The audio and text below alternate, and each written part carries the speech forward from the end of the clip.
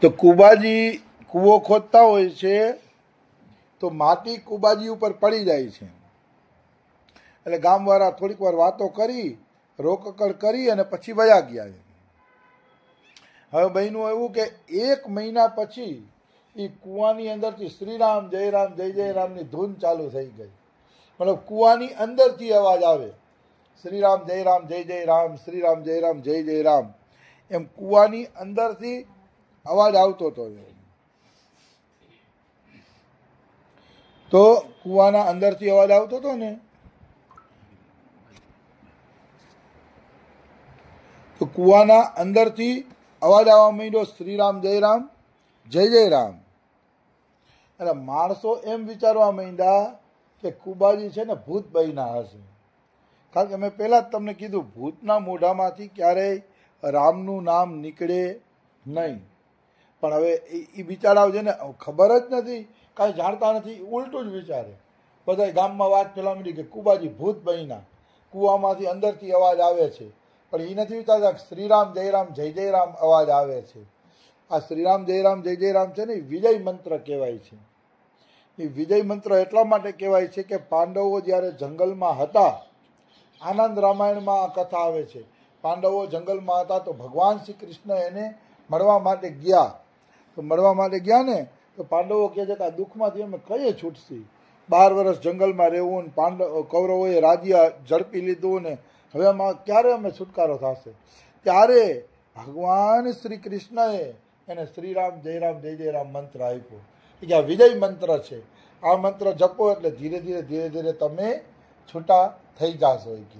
એટલે વિજય મંત્ર છે, એનું પણ ખૂબ જ મહત્વ છે. મારે ભગવાનની દયાથી કોઈ પ્રશ્ન થાય ને તો હું શાસ્ત્રમાંથી ગોતું, કારણ કે ગુરુજી બધાય હવે થાક્યા છે. એટલે ગુરુજી પાસેથી એટલો સત્સંગ કે જવાબ મળતો નથી. જેમ કે રમેશ બાબા હવે આરાધના જ કરે છે, પ્રવચન કરતા નથી. અમારા બાબા પ્રવચન કરે છે પણ બને ત્યાં સુધી એ એકને એક લીધેલા ભક્તમાલ જ કરે છે, વિશેષ વાતો લેતા નથી. મારા મનમાં એક પ્રશ્ન હતો કે આ શ્રીરામ જય રામ જય જય રામ મંત્ર આવ્યો ક્યાંથી? ત્યારે હું એમ માનતો કે શિવાજીના ગુરુ સમર્થ સ્વામી રામદાસજીએ 13.5 કરોડ કે 13 કરોડ વખત શ્રીરામ જય રામ જપી અને સાક્ષાત રામના દર્શન કર્યા હતા. એટલે મને એમ હતું કે એણે જ આ મંત્ર પ્રગટ કર્યો હશે. પણ જ્યારે આનંદ રામાયણ વાંચી ત્યારે ખબર પડી કે આ મંત્ર આ જગ્યા ઉપરથી આવેલો છે. આવી મહત્વની નોંધ ખરેખર છે ને યાદ રાખવી જોઈએ. એટલે આપણે કહીએ કે આપણા જેટલા મંત્ર કે ભગવાનના નામ છે ને એ શાસ્ત્રોમાંથી આવેલા નામ છે, કોઈ વ્યક્તિએ પાડેલા નામ છે નહીં. વ્યક્તિના પાડેલા નામ તો બધા ચિંટુ પિન્ટુ વ્યક્તિના પાડેલા નામ કહેવાય, પણ ભગવાનના નામ કોઈ વ્યક્તિના પાડેલા નથી, શાસ્ત્રોમાંથી આવ્યા છે ભગવાનના ગુણોના કારણે. તો શ્રીરામ જય રામ જય જય રામ મંત્ર આવતો હતો એટલે ગામમાં વાત ફેલાઈ ગઈ કે કુબાજી છે ને ભૂત બન્યા. કારણ કે એના અંદરથી શ્રીરામ જય રામ જય જય રામનો મંત્ર આવે છે. તો ગામમાં એક સંત હતા, એ સંત સમજદાર હતા અને એ સંતે છે ને બધાને એમ કીધું કે ભાઈ તમે એને છે ને ભૂત ન માનો, કારણ કે ભૂત કોઈ દી ભગવાનનું નામ ન જપી શકે. એટલે અવશ્ય કુબાજી એની અંદર છુપાયેલા છે, આપણે બધાએ છે ને માટી ખોદવી જોઈએ. એટલે સંતે સમજાવ્યા એટલે ગામ આખું ભેગું થઈ ગયું. ભેગું થઈ અને માટી ખોદી. એટલે આખું ગામ ભેગું થઈ જાય એટલે તો જાજી વાર ન લાગે ને, 1-2 દીમાં માટી ખોદાઈ જાય. એટલે માટી ખોદાઈ ગઈ તો બધાએ શું જોયું, કુબાજી આમ બેઠા હતા અને શ્રીરામ જય રામ જય જય રામનો જપ કરતા હતા અને એની માથે આ રીતે ગોલાકારમાં એક પાળી બની ગઈ હતી. એટલે માટીની ધૂળ બધી જગ્યાએ ફેલાયેલી હતી, પણ કુબાજી આમ બેઠા હતા ને ત્યાં આખી પાળી બની ગઈ હતી અને બાજુમાં જમવાનો થાળ પડ્યો હતો. એ આમાં નથી લખ્યું પણ ભક્તમાલમાં લખ્યું છે, બાજુમાં જમવાનો થાળ પડ્યો હતો. એટલે બધા જોઈને આશ્ચર્ય પામી ગયા કે કુબાજી ત્યાં હતા, અહીંયા શ્વાસ લેવાની જગ્યાએ હતી, માટી પણ આડે ચૂકી નહોતી આવી ગઈ અને બાજુમાં જમવાનો થાળ પણ પડ્યો હતો. એટલે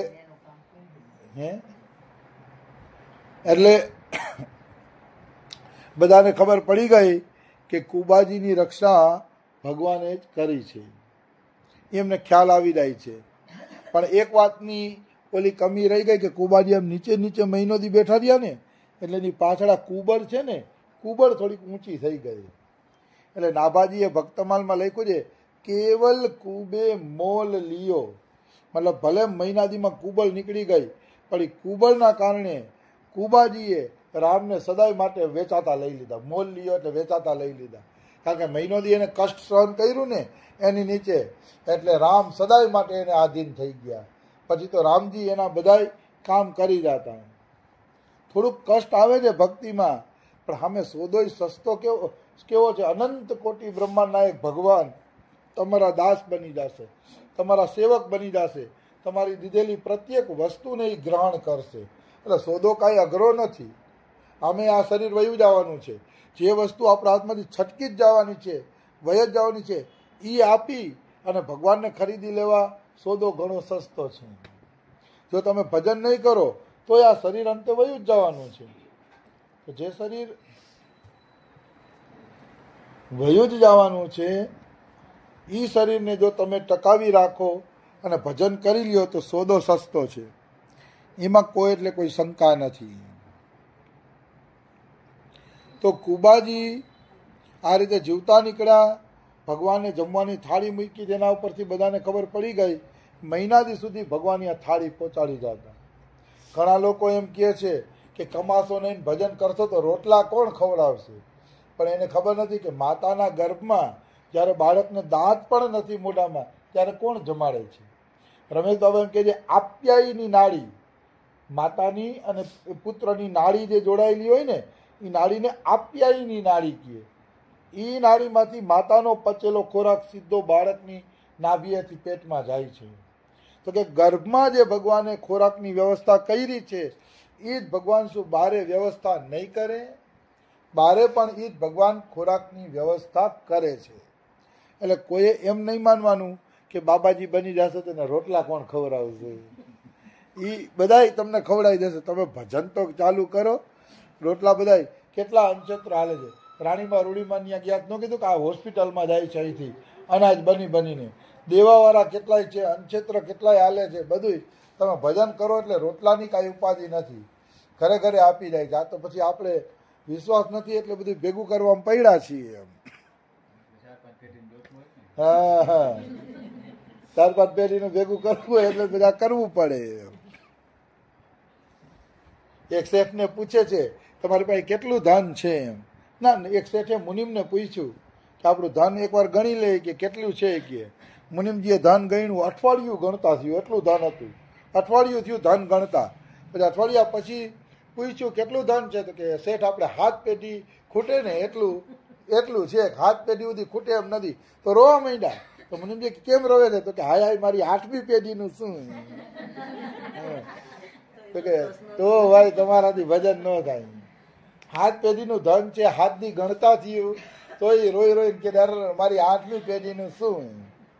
પણ એને ખબર નથી કે મર્યા પછી દીકરાની પેઢી તું જોવાનો નથી. તો પછી 7મી પેઢીની ચિંતા કરીને બેઠા છે.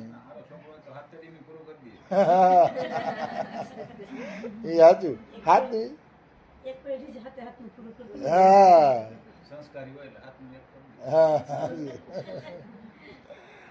એવી વાત છે. ધન્ય છે કુબાજીને ભગવાન કુવાની અંદર મહિનો એક પ્રસાદ જમાડી ગયા. એનો અર્થ છે કે જ્યાં કોઈ નહીં પહોંચી શકે ત્યાં સાક્ષાત ભગવાન પહોંચીને તમારી વ્યવસ્થા કરશે. કોઈ ચિંતા કરવા જેવી વાત નથી. અમે તો હવે આ અનુભવમાંથી નીકળી ગયા, બધાનું હાલે છે એટલે અમને કાંઈ ચિંતા રહી નથી. કારણ કે થોડુંક અનુભવમાં આવી ગયું ને 15 વર્ષ પછી હવે એટલો તો વિશ્વાસ આવે ને કે આ બધું હાલે એમ. પછી શું છે, રમેશ બાબાનું કમઠાણ જોતા હોય ને એટલે ઢીલો વિશ્વાસ થાય તો પાછો હતો એવો થઈ જાય. એમ થાય કે વિશ્વાસ ઢીલો થયો ને એટલે ગૌશાળામાં ચક્કર મારી આવીએ. હા, હાલે દાડ બધું હાલતું હોય. જમવાવાળા જમતા હોય, કોણ આવ્યું ને કોણ ગયું ને શું થયું ને કાંઈ એમાં હોતું નથી.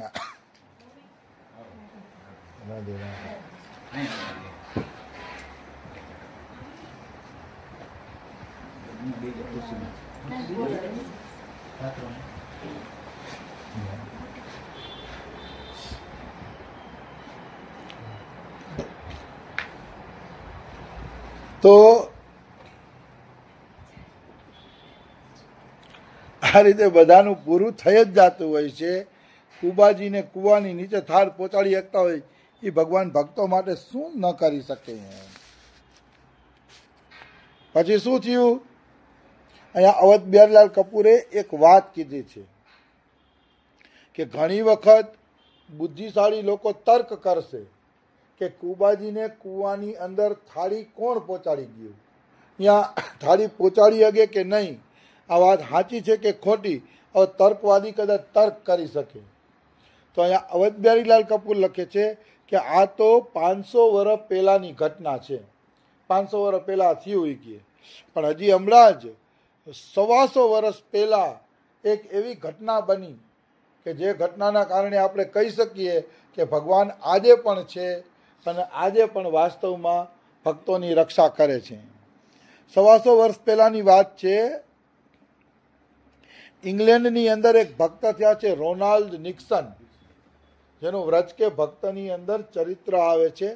અંગ્રેજ ભક્ત રોનાલ્ડ નિક્સન એ છે ને બેલ્જિયમ ઉપર બોમ્બ વર્ષા કરવા જવાના હતા, જર્મનના હતા પોતે, અને બેલ્જિયમ ઉપર બોમ્બ વર્ષા કરવા જવાના હતા. એવામાં એવું થયું કે એના વિમાનના પાછલા ભાગમાં ઓલો બમગોળો લાગી ગયો, એટલે ધીરે ધીરે પાછલો ભાગ હળગવા માંડ્યો. તો પાછલો ભાગ હળગે એટલે પછી તો એરોપ્લેન કંટ્રોલમાં રહેવાનું નથી. એટલે રોનાલ્ડ નિક્સન એમ થયું કે ભાઈ હવે હું ગયો, હવે આમાં કાંઈ બચવાનો ઉપાય છે નહીં. તો એ એરોપ્લેનને ઉડાડે જતા હતા, પણ પછી એને અચાનક શું જોયું, સામે એક પર્વત હતો. એ પર્વતમાંથી એક જ્યોતિ નીકળી અને જ્યોતિ એટલી ઝડપથી એની નજીક આવીને એના શરીરમાં હમાઈ ગઈ ને, શરીર એનું ધ્રુજી ઉઠ્યું, ધ્રુજીને બેભાન થઈ ગયું. બેભાન થયા પછી જ્યારે રોનાલ્ડ નિક્સન જાગ્યા ત્યારે સીધા ઇંગ્લેન્ડની હોસ્પિટલમાં જ હતા, સીધા ઇંગ્લેન્ડની. આ તો 125 વર્ષ પહેલાંની ઘટના છે અને આના સાક્ષી તો કેટલાય બધા છે. કારણ કે રોનાલ્ડ નિક્સન હનુમાન પ્રસાદ પોદારના કલ્યાણનો ગ્રાહક હતો, રોનાલ્ડ નિક્સન. એટલે પોદારજીને ના રોનાલ્ડ નિક્સનને પણ સારા સંબંધ હતા. તો હમણાંની વાતને તો આપણે કહી શકીએ ને કે આ બધું સત્ય છે, કારણ કે હમણાંની જ આ વાત છે. તો રોનાલ્ડ નિક્સન જાગ્યા ત્યારે સીધા ઇંગ્લેન્ડની હોસ્પિટલમાં હતા અને બધાએ પૂછ્યું કે તમે કેમ બચી ગયા. હવે એને કેવી રીતે કહેવું કે એક દિવ્ય પ્રકાશ આવ્યો ને એને એરોપ્લેનને કંટ્રોલમાં કરી લીધું અને હું મૂર્છિત થઈ ગયો, કે તો કોઈ માને? એટલે એને કંઈ કીધું નહીં. એમ કે મને કંઈ ખબર નથી કે મેં કઈ રીતે પ્લેન નીચે ઉતાર્યું, કઈ રીતે ઇંગ્લેન્ડ આવ્યો, મને કંઈ ખબર નથી.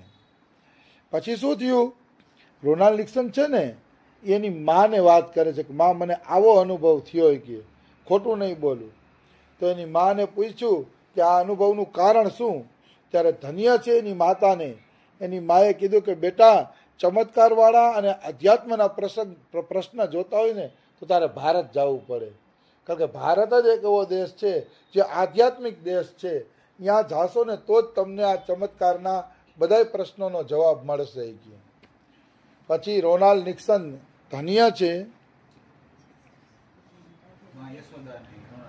હા મા યશોદા ને રોનાલ્ડ નિક્સન.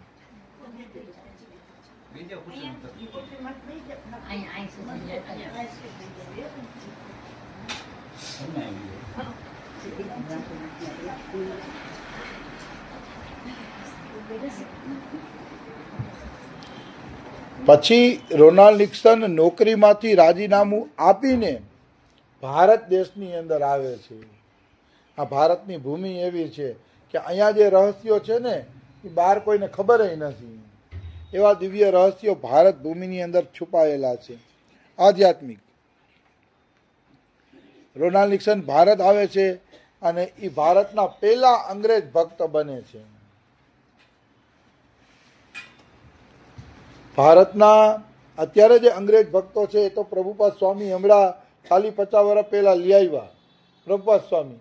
પણ એ પહેલા સૌથી પહેલામાં પહેલા અંગ્રેજ ભક્ત રોનાલ્ડ નિક્સન હતા. એને પહેલા અંગ્રેજ ભક્ત ગણવામાં આવે છે જે ભારતમાં આવી અને આધ્યાત્મિક સાધના કરે છે. તો રોનાલ્ડ નિક્સનની 1-2 પ્રસંગની વાત કરું જે મને અતિશય પ્રિય છે. એક પ્રસંગ રોનાલ્ડ નિક્સનનો એવો છે કે એક વખત એને એમ થયું કે ભગવાન શ્રી કૃષ્ણને હું શુદ્ધતાપૂર્વક હલવો બનાવીને ખવડાવું, એવું એના મનમાં થયું, રોનાલ્ડ નિક્સનના મનમાં. એટલે એને શું કર્યું, જાતે ભિક્ષા માગવા ગયા